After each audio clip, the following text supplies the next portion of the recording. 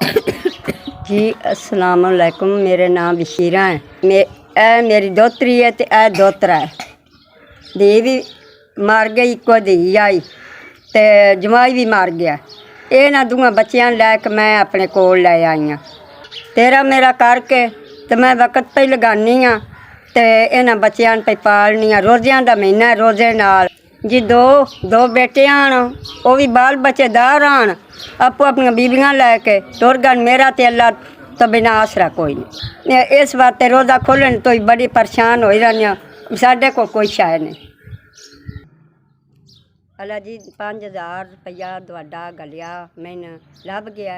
ये दोतरी दोतरा ने ते अल्लाह ताला दुआना कबूल करे तुहाडा ते अल्लाह खुश आबाद रखे।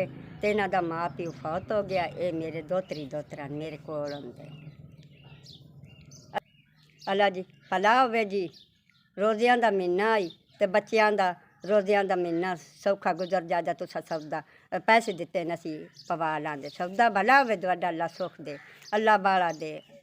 अल्लाह पाक तुहाडे खानदान आज़ाद ते आबाद रखे। दोतरा ਤੁਹਾਡਾ ਸ਼ੁਕਰੀਆ।